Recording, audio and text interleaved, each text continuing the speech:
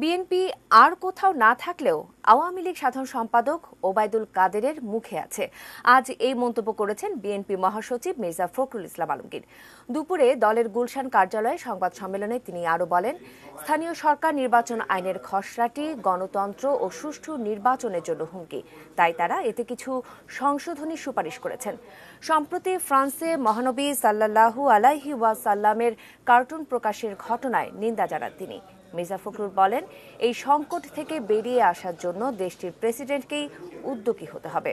করোনাকালে সরকারের দেয়া প্রণোদনাকে শুভঙ্করের ফাঁকি বলেও উল্লেখ করেন তিনি।